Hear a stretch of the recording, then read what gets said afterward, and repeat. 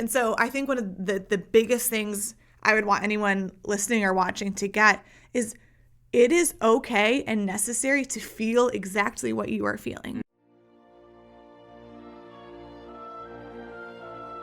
Welcome back to everyone, and to our guest. Welcome back to All Good in the Brotherhood. Not brother. But yes, with not a brother. With our guest actually hailing all the way from St. Louis, Missouri. Yeah. Wow. Lauren Scharmer, thank you for being here. Yeah, so happy to be here. So cool. Made the trip just for this podcast. So. Yeah. How many hours drive did you come just for this? Yeah, about 10 and a half. Wow. So. She got in her car, was like, today we're recording, boom, come here, turn around, go back. Like, that's...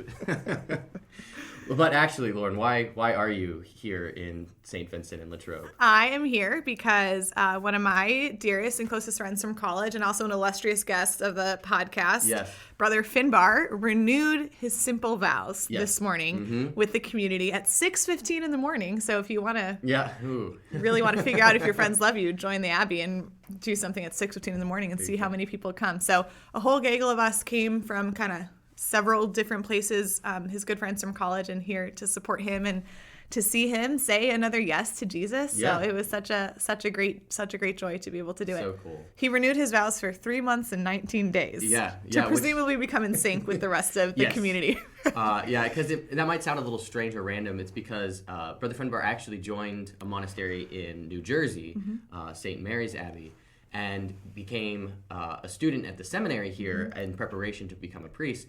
But in his time here, he really felt the Lord actually calling him to this community. Yeah. So when we had him on back in November, that hadn't been necessarily totally. It was still embargoed. Yeah, we were still. It was still on the DL a little bit. I knew, but a lot of people didn't. Yeah. So we said, "Oh, he's from another abbey." But he has officially made his vows transferring here. But we normally at St. Vincent make our vows in July at that feast of St. Benedict. So today, March 21st, we're actually celebrating the death of St. Benedict, because Benedictines, can't just party once. Sure, you gotta party twice, absolutely. So that's why, he did. And it's 6:15 in the morning. And it was beautiful. I was impressed that, we had some little kids with us, that they did pretty well, I felt like, honestly, for being at 6:15 in the morning. And I said to Brother Bosco yesterday, I said, how long will it be, like 20, 25 minutes? He goes, oh no, at least 45 minutes. So I was thankful that I had a little bit of kind of preparation, but it was a beautiful thing to witness and to see kind of all the brothers there. And then obviously seeing him, greet our Jabbet after he gave another yes. So it was a real gift. So happy to be here. Yeah. What do you do? So you're out in St. Louis. Yes. Is that where you grew up? Or? No, so I'm actually from Minnesota. Okay. So I still say Bag, still have my 612 area code. There are certain things I'm still a Minnesota Vikings fan and a Twins fan, so there's certain things I hold on to. But then I went to school at Catholic University in Washington, D.C., which is where I met Brother Finbar and our other friends. And then I've been in St. Louis now for 10 years this summer. So I know as the gray hairs, more and more gray hairs start coming in, I realize, okay, it has been a long time. Yeah. So spent several years working in youth ministry, about 6.5, and had the great privilege of kind of journeying and walking with high schoolers at that time. And then went back and got my master's degree in social work, and have kind of done various things with my social work degree. And then, worked largely with the geriatric population, with their families, doing some case management stuff, worked in hospice, which was a whole other podcast and world. What a range. And then most recently have moved into full-time private practice. So that's what I'm doing now. That's awesome. Got the privilege of meeting Lauren back in January when some of us from the monastery were at Seek having a table for the vocation office. And because Brother Finbar just loves making connections with people, he was like, you have to meet my friend Lauren. And I was like, okay, sure. And then he, like a day or two later, he's like, also she wants you to come over to her house and have dinner.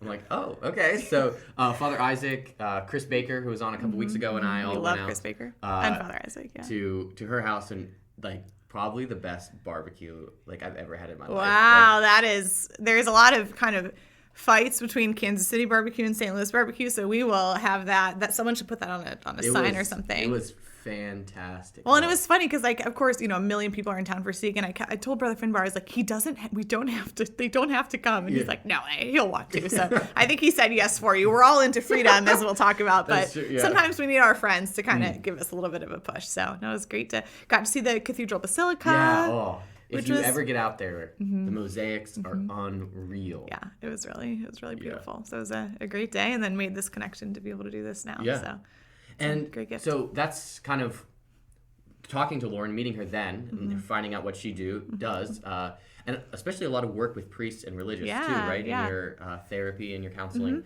how often we are faced with kind of two extremes in the world of how to deal with either trauma or addiction, recovery, or a lack of connections with other people. Certainly in the church, there's we talked about this actually in one of my classes, spiritual bypassing, which is basically to say that there is an answer to all of your problems in some kind of prayer, or just like you got to knuckle it down with like more spirituality. Yeah. But in the world, which kind of takes God totally out of the equation, we have a psychological bypassing, which is all of your problems can be solved if you just have like the right mental health coaching, or you go to therapy. Yes, everything you can assess yourself, center yourself. All of that will be taken care of. And I think both of those are very bad extremes, because we're created as a body, mind, and soul, composite together. So all of them need to be taken care of, but not one dominating over the other. Absolutely. So I know something you're very passionate about is this idea of integration of the spiritual life. It's the buzzword. See how many times we say integration. Start counting now. Maybe we'll put an integration little ticker. Tick mark at the bottom just to see how many times you do it. Absolutely. So could you just start into that a little bit of what does that mean and why is it important? And I think we had such a beautiful conversation when you guys were over for dinner. We honestly probably just could have hit record at the end of that with that conversation. But through the work that I've done, both my experience as a clinician, but also over the last several years have seen a lot of friends get married, a lot of friends enter seminary, become priests, and has been such a privileged place to be able to witness these yeses again and again. And through that, I've also had the opportunity, as Brother Francisco said, to do some formation work with neighboring diocese, with some Capuchins out in Washington, D.C., and have been able to really look like, okay, what does it, if me as a man in formation is seeking to be united wholly to this community, to the church, but also what does that look like to be, united and reconciled, integrated to myself? And so this is something I've kind of thought about over the years, and because frankly, I've seen some guys struggle, and some, not just religious and priests, but also just all of us struggle with what does this actually look like? And I think there's this idea that when we encounter Jesus and we encounter the truth of the gospel, which is everything, right? It's the only thing that matters at the end of the day. And so I think I can start to go down this road, and then people are like, oh, wow, Lauren, if you just had more faith, or if you just had, if you just believed more, if you just prayed more, if you just did any of these things, then you wouldn't be, go on all these rants about integration and freedom and all of these things. But the reality is that, God has given us a spirit of freedom, right? We hear it again and again in the Gospels and in the Scriptures. And we heard from Isaiah 61 this morning during morning prayer, and that's all what this is about.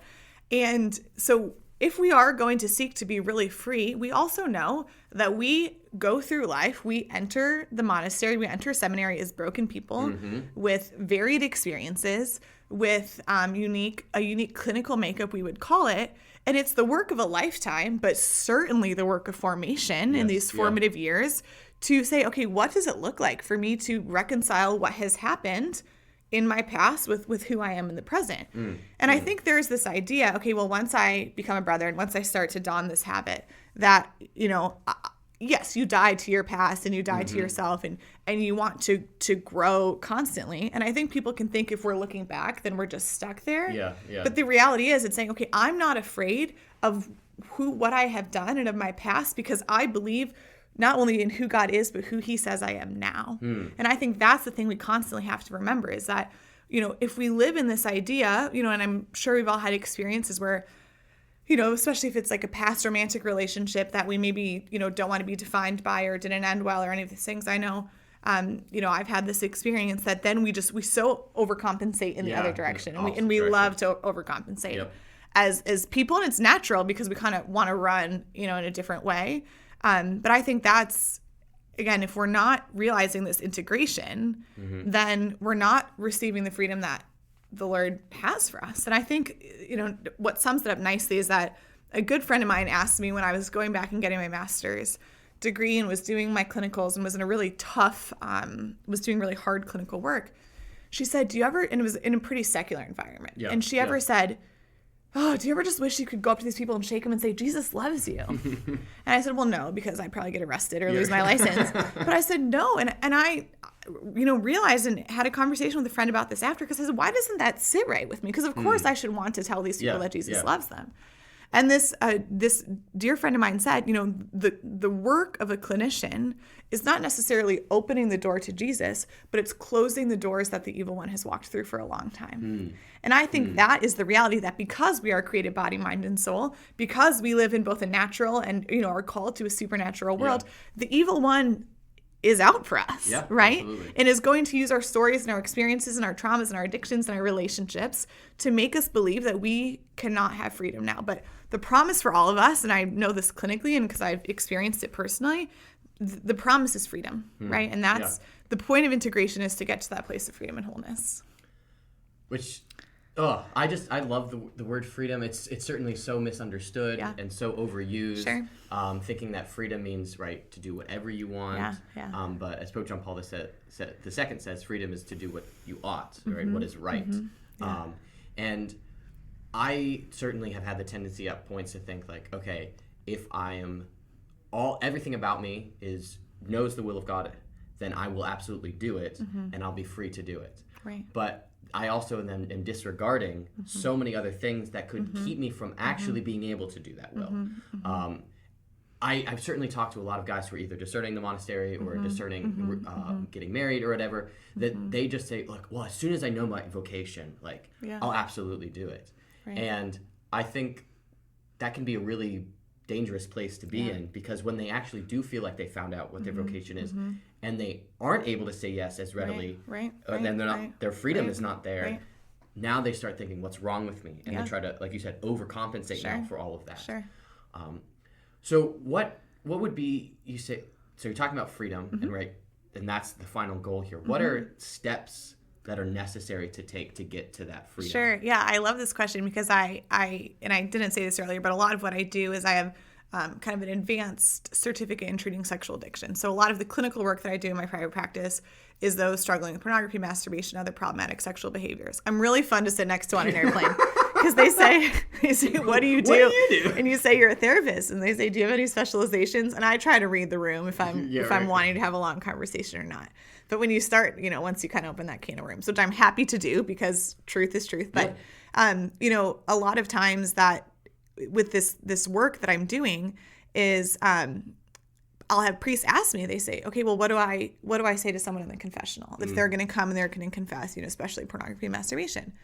And I always say, well, first of all, you're not a therapist, so you can't fix them in that exact moment. And ultimately what they need is to hear, the words of Jesus's, mercy and forgiveness. But I say the first thing I always tell them to ask someone is, who else have you told? Who else have you told? And that we know when we experience, whether it's addiction or not, whatever it is, that when we're stuck in the darkness and when we're stuck in this place of not being known in it, then it just grows and grows and grows. It's like bacteria in a petri dish, right? It loves warm, dark places.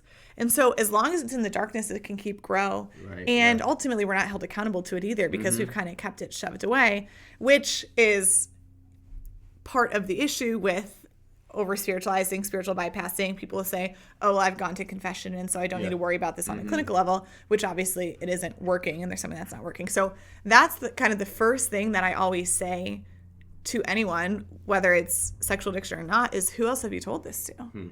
And we're not going to go around and tell everybody these are my, deepest, darkest secrets, or the things I struggle with, or I'm realizing this thing from my childhood, or, I had a phone conversation with one of my parents and it was really dysregulating and I don't know why I'm kind of feeling out of sorts. So I think is just paying attention to those things. And part of this it's really listening to ourselves and what's happening in our heart and our experiences. And so I'd say the first thing is to say, okay, we're not keeping things in the dark, right? And who else? And we're talking 2 to 4 trusted friends, especially to start, that it's not, and not just the priest in the confessional, probably most importantly. And of course, confession is important. We love confession, and don't Don't hear me say anything other than that, because that was a huge part of my own reversion and experience of healing, certainly. But yeah, that's always the first thing I say is, okay, who else have you told this to? And then the second, I think, would be to pay attention to dysregulation. And so we have this, this is a kind of a fun clinical term, dysregulation. So try to use that at the next dinner party or airplane flight that you go. I'm feeling very dysregulated today. Right, but noticing that if there are things throughout your day, some would call them triggers, but I think we get a little trigger happy using the word triggers. Yeah, sure. But pay attention to what are things that are happening throughout your day that are starting to make you feel just a little off, right? That are starting to make you feel maybe unseen, or you notice that you're reacting a certain way to a situation, or you have a tough experience at work or with a child, and then you're starting to feel that dysregulation looks differently for everyone, but a lot of times it's like a physical feeling in our stomach, or certainly if there is, anxiety with it, our heart can start to race, or our mind can start to race, because dysregulation then can lead those way to intrusive thoughts, which then come in and they enter, and which starts then the spiral of shame. So I think that's the paying attention to what dysregulation is. And a lot of times, and it's kind of like a kid when they're just losing their mind in the store, because their parent isn't going to buy them like certain things or whatever. I used to do this all the time as a child. So I once famously absolutely lost my mind walking down the aisle bringing up the gifts. My parents still talk about it a lot. Like, we still go to mass, like, happened 30 years ago, and they're like, dang, Lord, remember that time that you... it's okay. We've worked through it. It's not a wound anymore. No. But now I just said it out loud to Francisco. That's true. See, I had the memory. I didn't hold on to it. I said it out loud. But, when you see a kid that's really upset, it's because they're dysregulated. A lot of times, it might just be because they're tired, or they're hungry, or they're, someone took something that they thought was theirs, and their brain is not fully anywhere close to fully developed. But so they're dysregulated. So then what does a good parent do? What does a good person do? Gets on their level, hears what they're saying, points out, I notice that you're feeling this, and then starts addressing, okay, what can we do to help regulate this experience? And that's kind of where the coping mechanisms come in, and that's kind of the next piece of it. But I think that knowing what dysregulates us is super important, not only for, any sort of addiction, but knowing our experiences of trauma, what's dysregulating for us in a relationship or a friendship. We all can have those, and those can be, kind of rooted back to anything. Yeah. No, that's actually very, very helpful to approach almost ourselves as children again. Yeah, absolutely. And I think especially the older we get, if we continue to deal with issues, or if like some kind of childhood trauma, or like you were talking about, messed up relationship continues to plague us, the farther we get from it, we should think to ourselves, at least I certainly do, like, I should have gotten over this at this point, or this shouldn't be a problem anymore. Yeah. And instead of letting ourselves, this still bothering me? Yeah. Instead of letting ourselves see ourselves as a child, like, hey, there are some things that just go out of whack, and to be gentle in response, but not either immediately try to pray it away, although prayer is good. Prayer is never a bad answer. Absolutely. It just can't be the only answer in some of these situations. Prayer and. I know for me, it's like, man, this is still a problem. Well, just hold on to it, or do something else about it, instead of either one, talking to someone, or being able to like, hey, okay, Francisco, or sometimes I still refer to myself as Sam, like, calm down. Like, let's look at these things. Where are you hurting? Like in your body, is there strain in your back or your shoulders or your chest? What is the situation around you? What's your room look like? Because there could be these little dysregulators that we don't pick up, but subconsciously we're picking them up all the time. And then when you talked about trauma, that's been something that's been like really on my heart and interests in the last few months. Sure. I was actually listening to another podcast where he's a Presbyterian, but he especially works with also kind of the same area that you do. And he was talking about how we often actually put ourselves back into traumatic experiences because something is trauma, not just simply because it was a bad experience for us, but because we didn't receive empathy from someone after the fact. Yeah. So that we put ourselves back in traumatic experiences, whether it's with another person or we simulate via the internet or via some action that we perform, a sort of a cognitive, reliving of that memory in hope that this time around I'll get the empathy I needed. Right. And it only compounds the trauma if we don't get that. Sure. But the more we do it, the less likely we're actually go to someone to find it. Yeah. So we're almost robbing darker ourselves. And darker. Exactly. Yeah. So that it's that connection, obviously, with others, yourself, and then through prayer to God, that is really brings this integration, I Absolutely. think, together. Yeah. And I love that you brought that up, because I think people hear the word trauma and they'll say, oh, I haven't had anything traumatic happen in my life because I haven't had this cataclysmic event. But clinically, we know that there are big T and little t traumas. Yeah. And so not everything has to be this. And we love comparing ourselves to other people, and we love the famous, oh, well, my life is not as bad as this person, or it's not like I had to suffer through this natural disaster or this like horrible, horrifying world event. But I think, I love that point that you just shared about we oftentimes relive these things. And it's because, especially when there are things that happened in our childhood at a formative time when our brain was being developed, it kind of gets trapped in there, right? And so the only, and I know this especially from work that I've done with teenagers, when, traumatic things happen, at that point, it's a lot harder to get over and to move on and to heal from. But I think the question I often ask, and so if you were to bring up something to me and say, I have this memory from my childhood, or this thing keeps coming, what I would say is, okay, how old were you when that happened? 11. Okay, what would you tell your 11-year-old self? Yeah. What would Francisco now in the year 2024? I had to think for a second. I told someone it was 2022 the other day, and they were like, oh, you're 2 years old. Yeah, living a bit in the past there. Yeah, exactly. Not on purpose. But what would you go back and tell yourself? Because I think sometimes that's all we need is the hope. And I know we've all had experiences where when we're on the other side of a hard thing, or on the other side of something that we hoped for, or on the other side of something that we prayed for, man, like if I knew then what I know now, I wouldn't have doubted. Right. And so it's not as simple as that ever. But I think that's the invitation, and the question is to say, okay, what would I go back and what would I tell myself? Yeah. And that is not just regulating yourself in the present, but that's helping to regulate yourself from the past, which I think is really important. That's really awesome. And oftentimes those big T, little t traumas are when we started to engage in unhealthy coping mechanisms, are when we started to doubt ourselves and our capacity and our ability in relationships, maybe where we were angry with God, certainly. Yeah. And so when we look at this idea of integration and reconciliation, it's not just to ourselves, it's not just to God, it's also to other people. And so I'll never forget, this is probably 3 or 4 years ago, I had a person in my life that I was really frustrated with, and rightfully so, honestly. And I kind of, had cut them out for a few weeks, which is not really my personality, because it's not healthy, but just not a good thing that I was doing. And I remember I was saying to another friend, I said, why am I so frustrated? Like, why? And everything was dysregulating me, right? And everything was frustrating. And she just looks at me and she goes, it's because you're not in right relationship with that other person. And this was another person who had not hurt me, had done nothing wrong, but they were the person that I was projecting my current hurt on to them. And so I had completely pushed and shoved them away.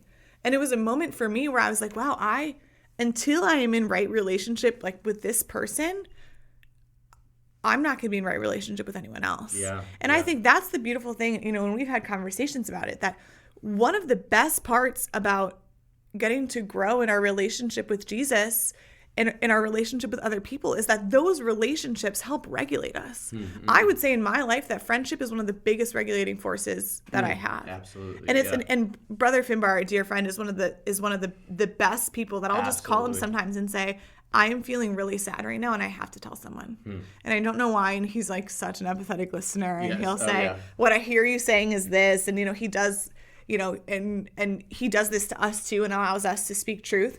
But I think, and sometimes that's all it takes is to say a 5-minute phone call with a friend, someone, okay, checking in, I'm seeing none left, great. And then we're able to kind of move on. But I think that that's the idea, is that we don't want to move on sometimes from those past experiences, and we relive it because it's comfortable, because we're used to it. Yeah. Because even though that event that happened then was, a catalyst for other negative things in our life or addictions or struggles, it still works to numb the pain, right? And it still works to kind of to make us not feel what we're feeling. And so I think one of the biggest things I would want anyone listening or watching to get is it is okay and necessary to feel exactly what you are feeling. That feelings are inherently morally neutral. They're not a sign that something's wrong with you. Yes, right. And when, in addiction work, I say a lot to people, fantasy dies in the light of day. And what happens is we start fantasizing about past experiences or fantasizing about how things have not happened the way that we want them to. Yeah. And we're not living in reality. And so much of the work of friendship and right relationship and regulation is that integration to reality. Yeah, grounding us in the truth and in where Exactly. in who we are. Yeah. And I feel like that is a great point to then also turn to prayer, right? So Absolutely. Integration to the spiritual life. That if we are, because I think some people kind of skip the friendship and then obviously because they know that God can be encountered as our closest friend, everything about him, that God can and will be the answer to all of these things, but he also gives us other people to be him, his voice, his hands, his feet, his truth to us, so that when we're grounded by a friend in reality, in who we are, then we can better approach God with actually saying, okay, this is actually who I am. Yeah. I've been proven by my friend that I don't have to be ashamed or I don't have to be afraid of expressing these feelings, that they like support it and they still want me. I know you are 10 times, 1,000, infinitely more than that, so you can receive me even better. But if people don't have, I think, that reconciliation experience with a friend or with someone else, it can be very hard to believe that is possible with God. Right, right. And if they only feel like, oh, it's only possible with God and not with my friends, then there's this... They're not seeing God rightly. Exactly. There's a disconnect there. Yeah, yeah.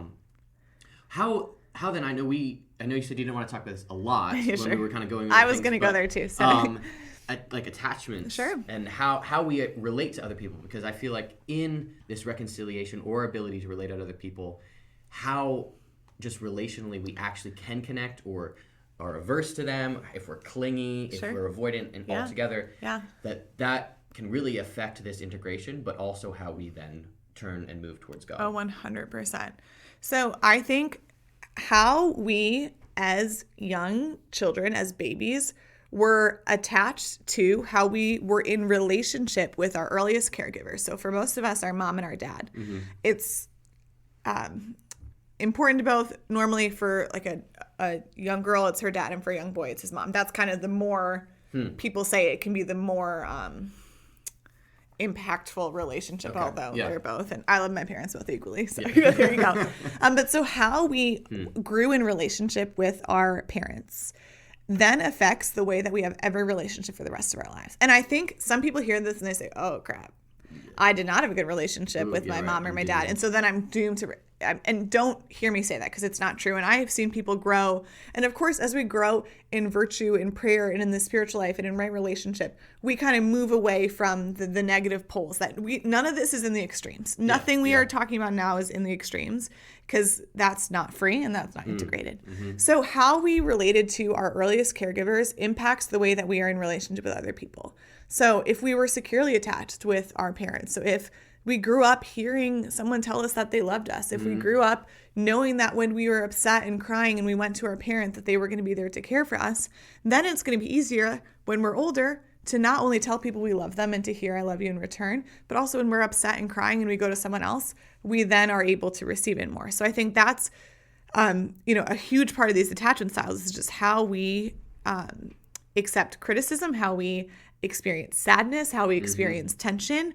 And it's all kind of goes back to those early experiences. So there's, there's four, really, the four.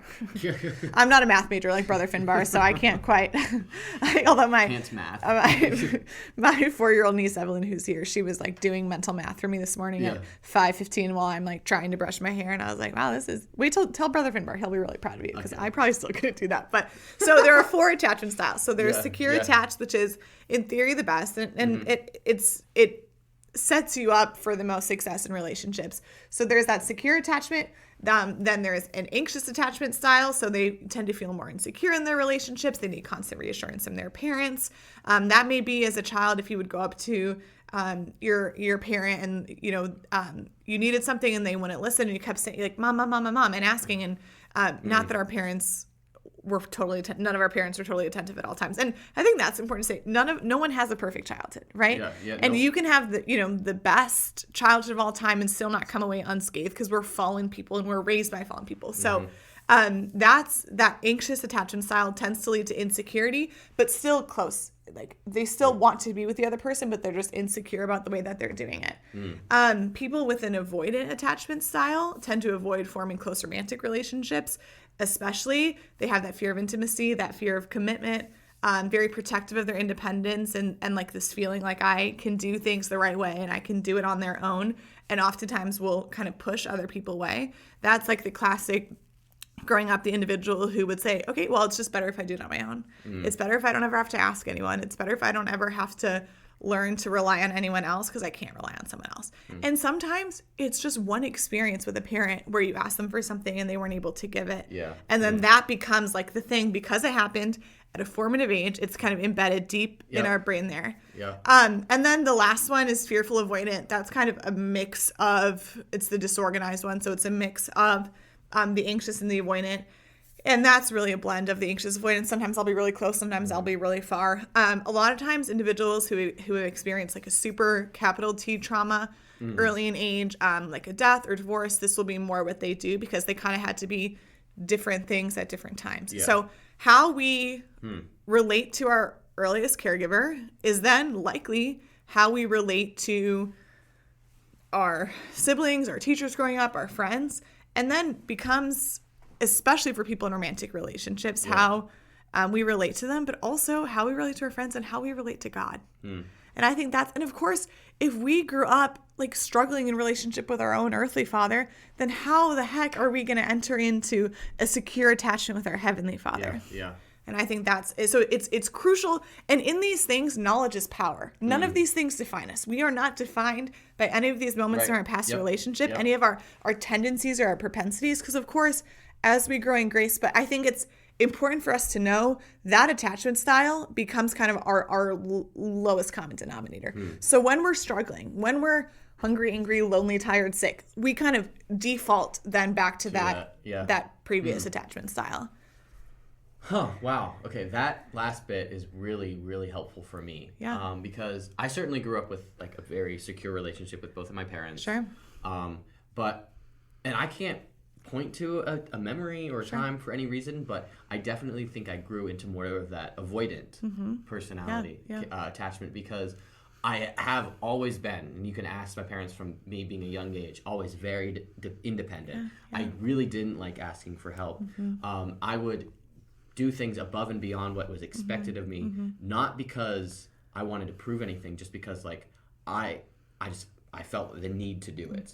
And as I've gotten older, I see that like being certainly challenged a lot more, but almost at certain points hyper fixating on like I need my independence, right? Which when you join a monastery and take a vow of obedience is like a direct challenge to that. Which certainly has been a place I've been trying to grow in a lot. Absolutely. But what you said, especially when those times where we feel dysregulated or we're in all of those, just our headspace or our physical space is not ideal, that we then fall back. I totally get that. What's our default? I fall back to just kind of go back to my room. Yeah, I mean, I'll talk to people, but when I talk to them, I definitely talk around things instead of right into it. And holding my cards very close, especially because there has been a couple instances where showing my cards has come back to bite me. So now, like, even more so, like, I'm not going to do it. Overcompensate. Yeah. And I think it was more recently I was praying and I was thinking to myself that, wow, I say that I don't do that to God, but I 100% do. And I remember telling my spiritual director, honestly, Father Tom, I don't know if I trust God. I know I don't nearly as much as I say that I do. And I wonder if it's even fair to say I trust him at all. And that has nothing to do with my parents. I trust my parents very much, but almost an over-trusting in myself to a point where, and then I realized, well, that's not a good place to be either. All these things happen. Being able to recognize that about like my psychological self and then presenting it in a spiritual way to the Father in heaven, be like, all right, and I have been able to say that now in prayer. I don't know how much I trust you, Lord, but I can now bring that to you instead of kind of telling myself, oh, I do, and like anything I don't feel like or I don't know, I just like pray, okay, Lord, give me more faith, give me more faith, which is a prayer we should say.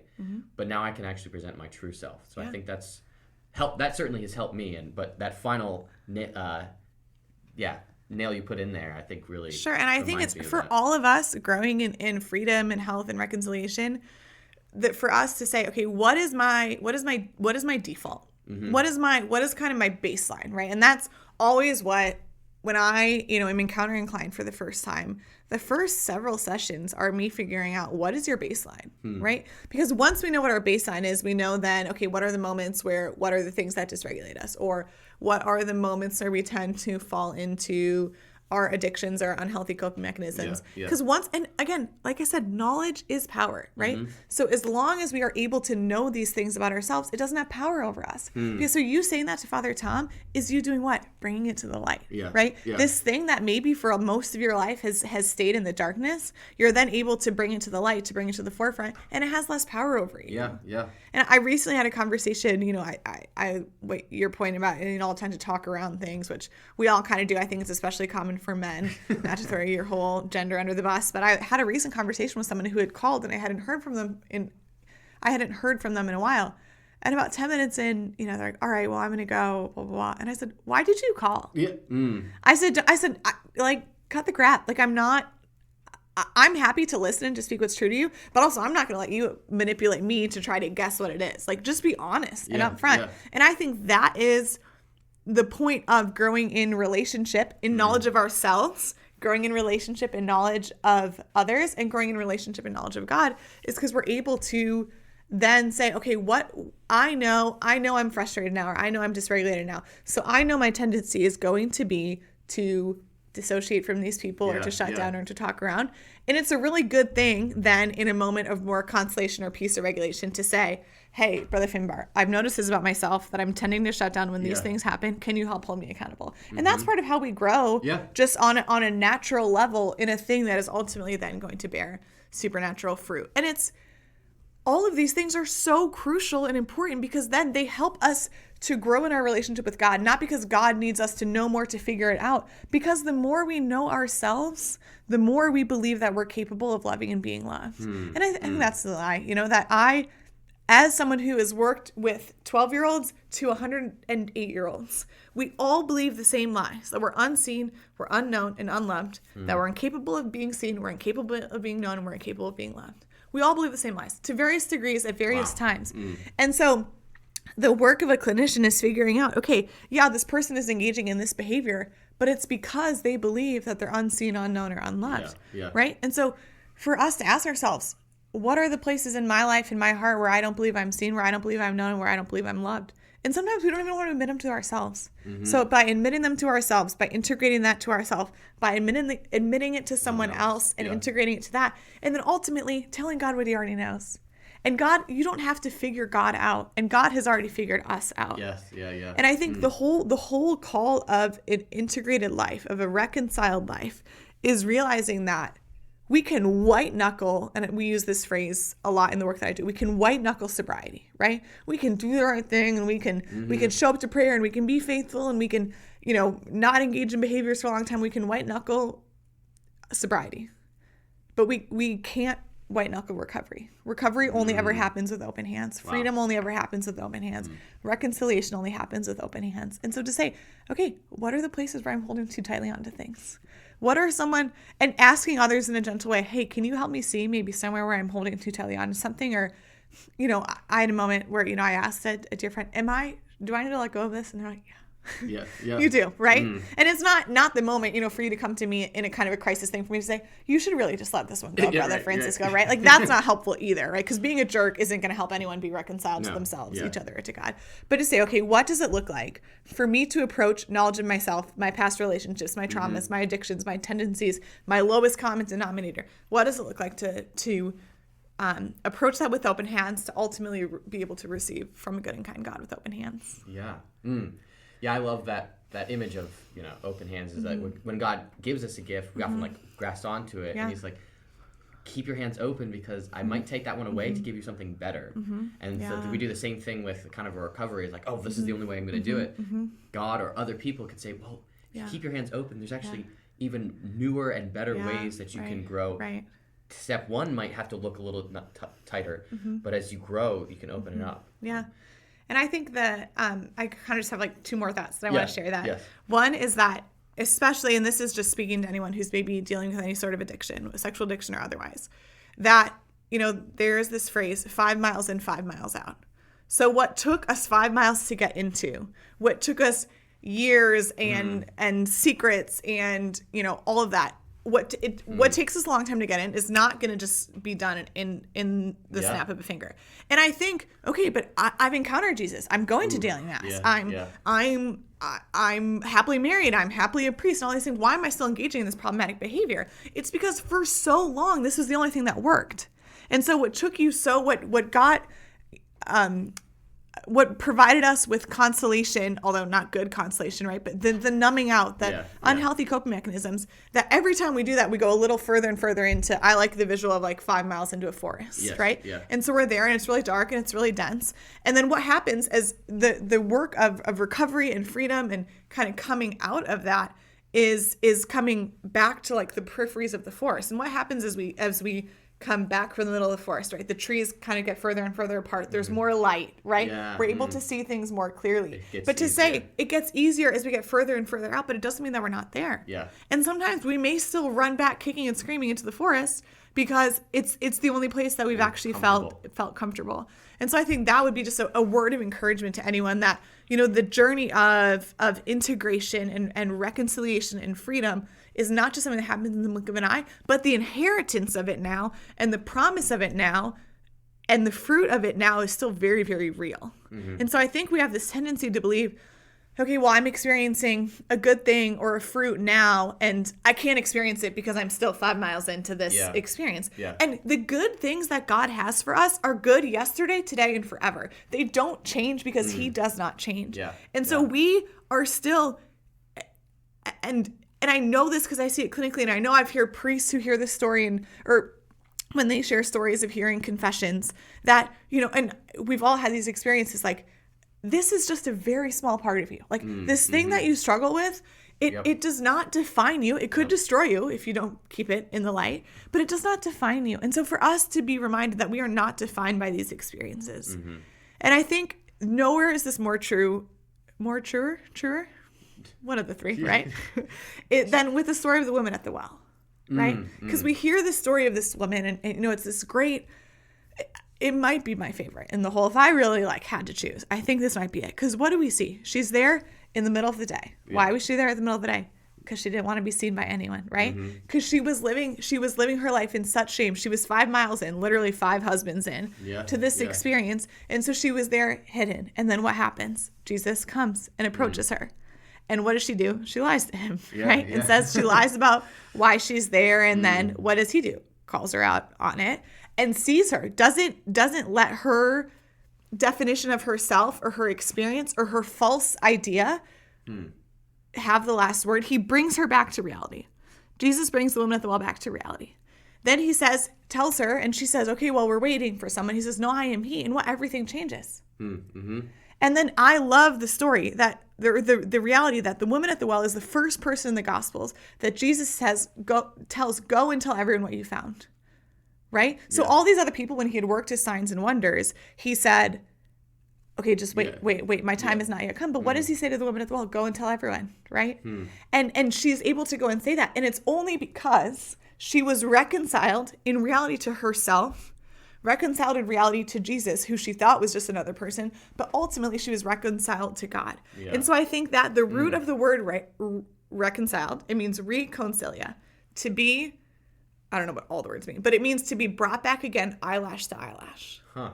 Right? So the word cilia means eyelash, con with, and then again. Right? Yeah. I don't actually take whatever I don't even know what language that is. So that shows you how much I know. Okay. Yeah. Thank you. Sorry. But so to be brought back again, eyelash to eyelash. But I think that's just what we need to know. That to be reconciled is intimate. It's close. It's right there up in our face. Mm-hmm. But the promise is the same. And so I think that, we can know what is true of the woman of the well is true of us. That we are to be brought back again and again, eyelash to eyelash. And to not grow weary or frustrated, that as we continue to seek to live in reality and as we continue to seek to live in the truth of who we are, integrated to ourselves, to each other, and to God, then that's when we can ultimately go and share the good news. That's awesome. Yeah, and just to kind of a last thought to close, you'd mentioned like fruit. Yeah. Like bearing fruit. Yeah. And I was going to ask, what are some fruits then you would see of reconciliation or integration, but I think you really named them. Yeah. The desire and ability to share the gospel and to share who you are. Like the power of when you're seen, then being able to show to others that you see them. And just that intimacy, like that freedom. Freedom brings intimacy to us. Yeah, absolutely. In the proper way, because we might define intimacy one way when we're kind of locked in, or we're using intimacy in an improper way as a coping mechanism, right? But then that's not intimate. It's numbing out. Use it's not or intimacy. numbing or something like that. Versus freedom actually is authentic intimacy. Yeah, absolutely. And so I think and we trust fruit because we trust God. Right. We trust fruit because we trust God. In our lives, in the lives of the people we see, and in our relationship with Him, that we know we can trust God because we can trust the fruit, and we know we trust the fruit because we trust God. And so that would just be my encouragement to anyone is to say, is to count the fruit. Really, that what are all the things I'm doing well? What are every victory is so much more than the moments or the experiences that we think define us, because they're ultimately living the reality of what's true. Yeah, because fruit only comes in reality. Right? Absolutely. So absolutely. Awesome. Well, thank you, Lauren. Yeah, it's so good to have you. Good to, well worth the trip to be able to do this. Well, that means a lot. Another friend of Brother Finbar's who you drove with at least part of the way, Father Brett. From, is he Columbus? Yeah. Okay. He ran up to me this morning. He said, "Oh, Lauren told me she's joining you for your prestigious podcast today." And I said, "Well, she's joining me for the podcast. Whether it is prestigious. Absolutely. No. But thank you. It's such a gift to be here. Hope that you all enjoyed listening and watching. If there was anything that we talked about or that Lauren shared that touched you or you have more questions about, please leave a comment. Absolutely. We'd love to hear from you. If you found this helpful and you think other people could, find this beneficial, or you know someone who might not be in freedom, or that they're either spiritualizing everything or psychologizing everything, send this to them, right? Because if we're not evangelizing, then we're not extending the freedom that we've experienced in Christ to others. And as St. Paul says, it is for freedom, brothers, that Christ has set us free. Absolutely. So let us work in that freedom to draw others deeper into that freedom. Amen. So hope you all have a wonderful and God-blessed day. Take care.